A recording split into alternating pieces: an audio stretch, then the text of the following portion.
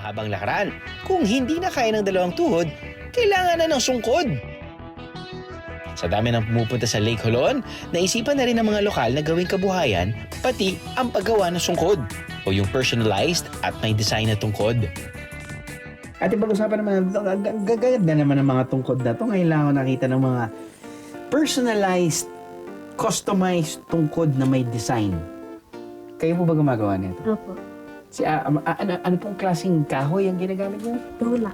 Madula. Opo. Marami pong madula dito. Meron po. Madami po. Madami rin nadudulas at kailangan nila ng tungkod. Ito, katulad nito. Sulat, Lake Holon. Tapos nun, ito, tinatanggal nyo para yun yung panghawak. Oo. Magkano nyo po ba binibenta to? 50. 50 pesos. Sa halagang 50 pesos, pwede ka na raw magpa-customize at magpalagay ng pangalan sa iyong sungkod.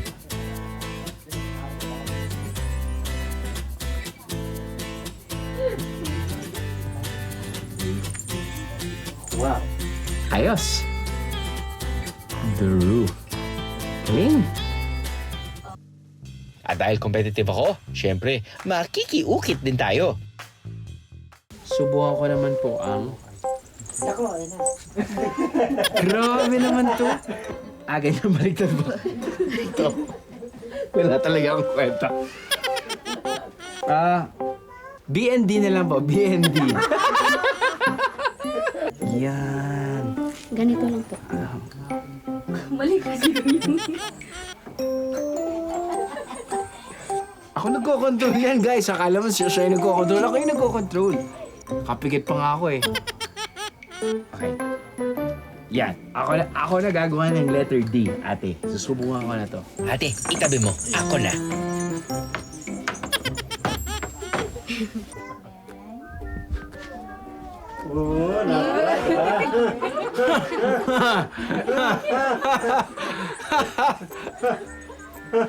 Okay na, sir. Okay na. Baliktad sa atin. Oh my goodness, sabi ni ate. And for the big reveal, B&O Boys Night Out? hindi BND? Nabiting ka sa biyahe? God! All you gotta do is just subscribe to the YouTube channel of GMA Public Affairs and you can just watch all the Behind the Drew episodes all day, forever in your life. Let's go! Yeehaw!